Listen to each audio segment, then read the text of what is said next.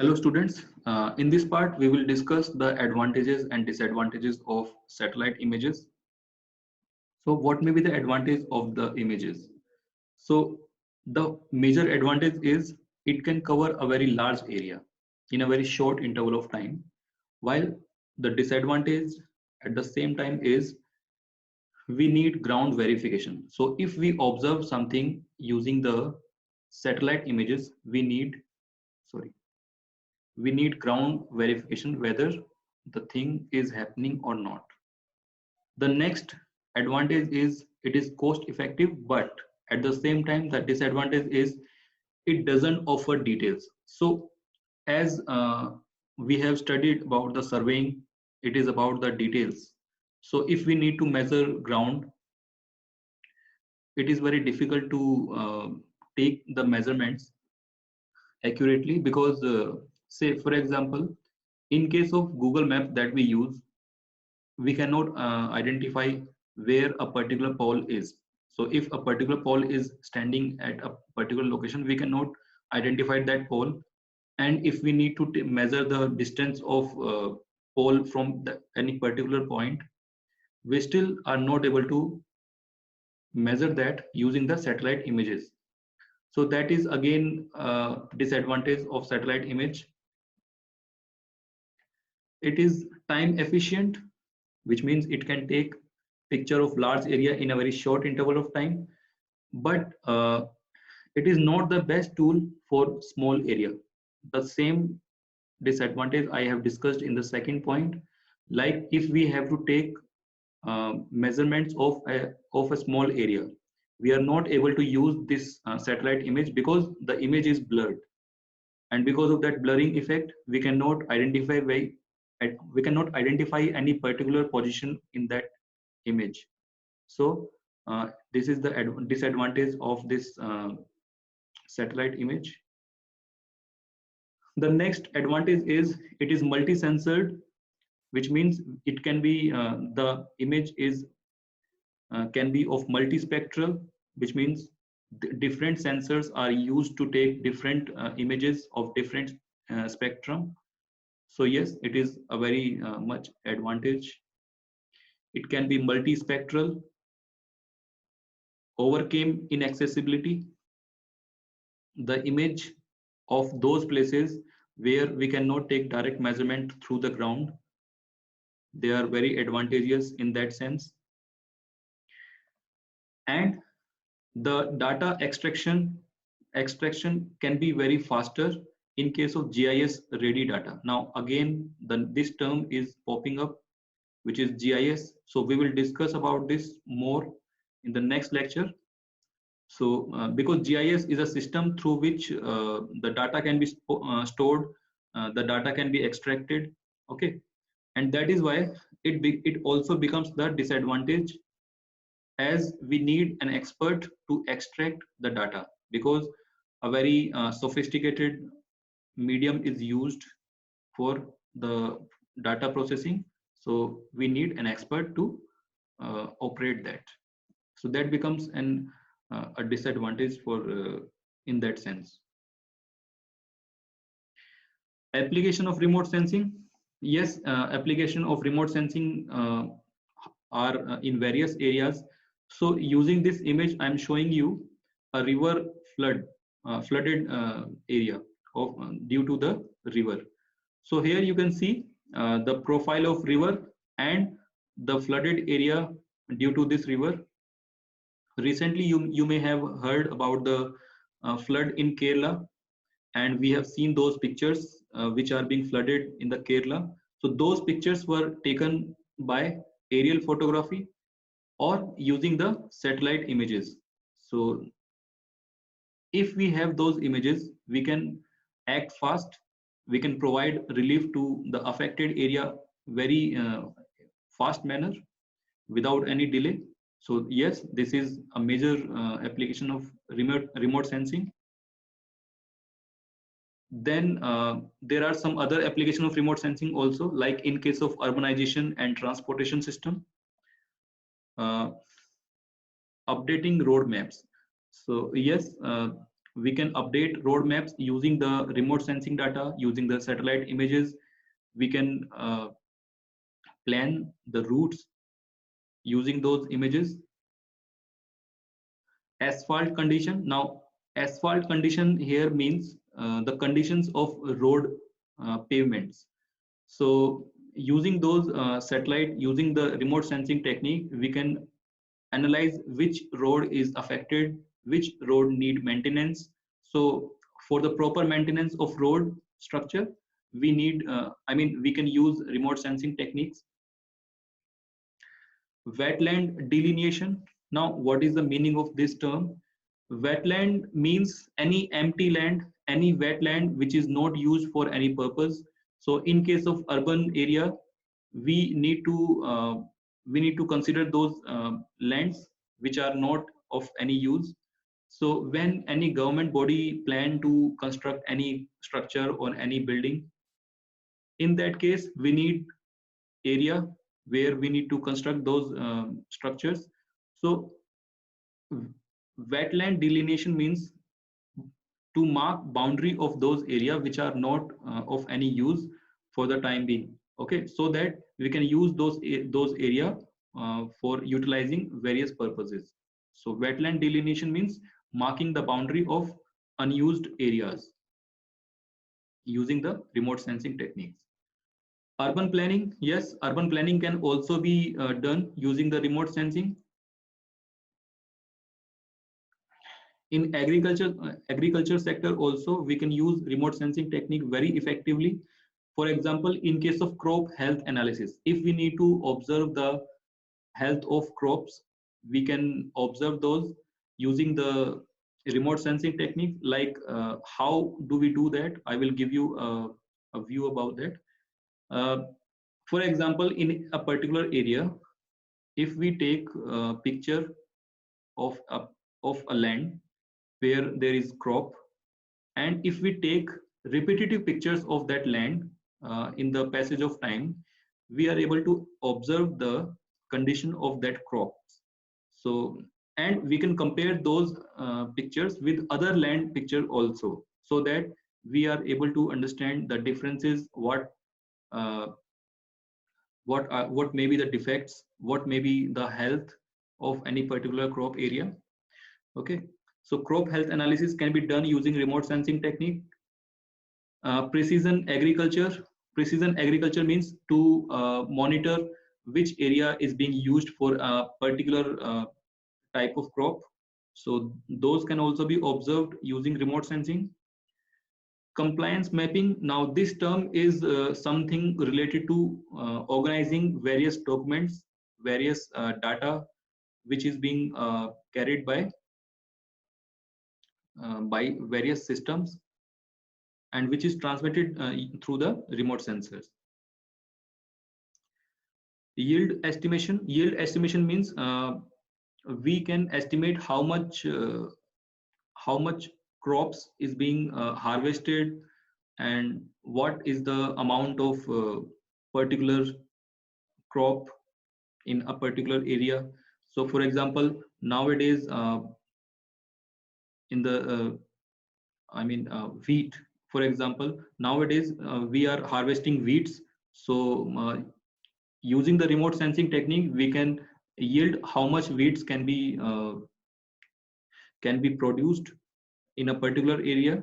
So this comes under the category of yield estimation. On the same line, we can also observe the rice crop and pulses crop. Forest application. Yes, forest application can also be, remote sensing can also be used in case of forest. For example, if we need to observe the forest cover in a particular state or in a particular district or in a particular country, we can observe the forest cover using the remote sensing, using the satellite images. So I would like you to research about the forest cover in India. Does this area comply with the standards which has been laid out by uh, by the United Nations body? So I've read about that, but I would like you to research about the forest cover of India. What is the forest cover of India uh, in the 2019? Because 2020 is still in the running mode, so the latest data will be by 2019. And also some other application using the forest domain, like in case of fire we can observe the area where the fire is catching in particular forest. So those can be observed using the remote sensing techniques. Natural resource management, this is again a domain where we can use remote sensing. For example, habitat analysis. Now, what is the meaning of habitat analysis? Habitat analysis is observing the growth of various organisms. For example, in case of any wet area, where, or say in case of river land, we can observe what kind of organism is there and the growth pattern of that organism. For example, in case of fish growth, we can observe the fish growth and some other organism using the remote sensing technique. So that comes under the category of habitat analysis. Environmental assessment, in this case you can also consider the air quality index, and air quality of our environment can also be observed and comes under the domain of remote sensing. Impervious surface mapping, like we can map those area which are impervious. Now, meaning of impervious is which will not permit the percolation of water into the ground. So we can map those area where this impervious surface is present. Lake monitoring, river monitoring, that comes under the category of observing water resources. Hydrology is again a very big domain which mainly concerned with the application of water, its resources, its quality. So all the rainfall pattern. So all these things related to water will come under the category of hydrology. Land use, land cover monitoring, how much land is being used, how much land is covered with forest or some other entity, that can also be monitored using the remote sensing technique. Mineral province, we can observe those area which are full of minerals of any particular body. Geology is about observing the earth surface, a particular pattern of soil. So for example, in India there are different type of soil in different area. Like in case of Maharashtra we find black cotton soil. In case of some areas of MP we find red soil, and in case of Rajasthan desert area we find sandy soil. Okay, so such kind of pattern can also be observed using remote sensing technique. And one of the important application of remote sensing is national security. So for military purpose also, remote sensing technique can also be used. Say in case of targeting, the application of remote sensing is used. Disaster mapping and monitoring. Damage assessment, like in case of war, after the war, if we assess the damage due to that war or due to any disaster, we can do so using the remote sensing. Weapons monitoring is again uh, a very important application of remote sensing. Homeland security is about the security of any particular land. Like in case of country, the country land security is basically responsibility of the government of that particular country. Like in case of our country, India is like Indian government is responsible for preserving the boundary of our country. And in this case, ISRO is playing a very important role. So for example, you may have heard that Chinese army is entered in some of the area of Indian territory. So those things can be observed using the satellite images or direct live satellite images. Okay, so this again is a very handy tool for such kind of problems also. Yes, navigation purpose is also fulfilled by the remote sensing techniques to form any policy related to any plan or mission that also find relief from the remote sensing technique, telecommunication planning, coastal mapping. Now, remote sensing is not only applicable in case of space exploration or the satellite exploration. This is also used in medical domain also. Like here you can see this is the image of X-ray.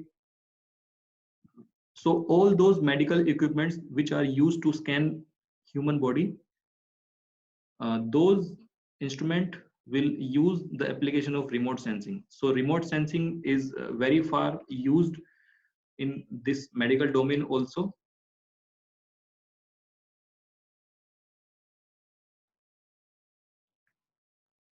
Remote sensing can also be used uh, for space exploration. So you can see that all these terrestrial body which are being explored till now is because of the help of remote sensing. And some deep space exploration is done because of the development of remote sensing techniques. So all these we know till now just because of the techniques developed in the domain of remote sensing. Okay. Now there are some challenges of this remote sensing. Now the first and the biggest challenge of this technique is the satellites that we use for the observations are very expensive, and they are very expensive to launch also. So first we have to build them with a very huge amount, and after we build them we need to launch them. So launch should also be very safe, then only we can justify that much amount. The next challenge is, it is something very scientific challenge, trade-off between spatial and temporal resolution. Now if I try to explain about the temporal resolution, now in this phenomena what happens is uh, when satellite or any sensor record any data, it generally send or transmit that data to the observer. So we know that there is a significant distance between the sensor and the observer. So if the distance is very large, then the photons which is composed in the light, the photons which carry the data with them, now that data can be changed from its original position. Okay, so what happens is the image or the data that we get using those sensors can be distorted sometimes. Okay, so this temporal resolution is directly related to spatial resolution. Now what is the meaning of spatial resolution? If I say that spatial resolution of any image is having pixel of 15 meter. So if I say in a satellite image a pixel reads 15 meter, so what does it means? Pixel is of square shape, so this side will be 15 meter, this side will be 15 meter. So any pixel in a image which is having this much of resolution, so this kind of resolution can be distorted because of the temporal resolution. So that is why spatial resolution is affected by temporal resolution. Now this temporal resolution is again affected by, because there is a distance between the observer and the sensor. and because of that distance, photons which are carrying the data with them may change with its original position, and that is why sometimes we get distorted data. So that is again a major challenge in this remote sensing technique. Okay, so this was the topic that we have discussed today. So this is just the initiation of this topic. I would like you to research more about this. And these are some remote sensing organization in the world.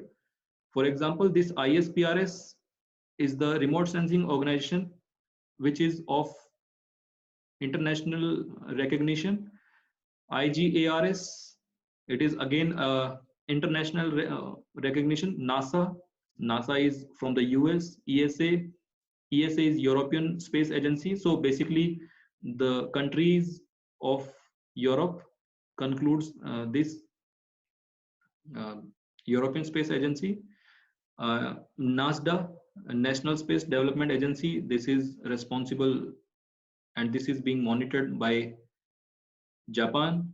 CSA, Canadian Space Agency, and for India, the agency is NRSA, National Remote Sensing Agency of India. So this is the agency which is mainly responsible to carry out various measurements, to carry out the data, and this data is further processed by different agency of India. So now, before concluding this lecture, I would like to show you some of the sites that I think you should explore to increase your learning for your own benefits. So I will show you those websites first. The first website is of ISRO. I think this website you should observe and you should read about them, and you should frequently use this website to get latest information about the space exploration, about the satellites that our country is launching. Okay, then the second website is IMD, Indian Meteorological Department. So this department is majorly concerned with the forecast of weather. Okay, so I would like you to discuss, to read more about it.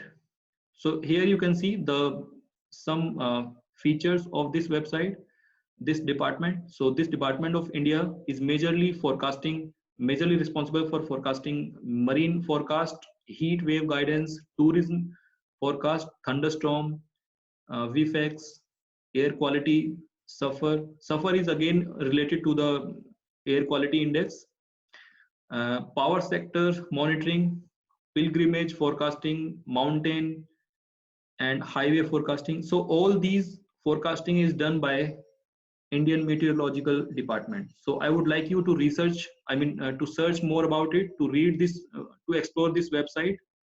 Okay, so please try to explore this website. Then the next website is Forest Survey of India. So now this Forest Survey of India is mainly responsible for calculating the forest cover of India. So as I asked you earlier, that please try to know what is the forest cover of India. Now this forest cover of India is calculated by this Forest Survey of India authority. Okay, so please try to read about it, try to know more about it. Okay, then the next website that I am suggesting for you is National Center for Earth Science Study. So do explore it more. Next website is about the Indian Institute of Remote Sensing. Now Indian Institute of Remote Sensing is linked with ISRO. So if any one of you wants to do higher study in remote sensing, you can take admission in IIRS. So this section is for your future planning. If you like this domain, if you want to make career in this domain, you can. So this is the first institute where you can take admission and make your career in this domain. So yes, architecture students are also eligible to take admission in this institute. So you can discover this website also. Okay, so I will upload the assignment on Canvas. You can find that. Thank you.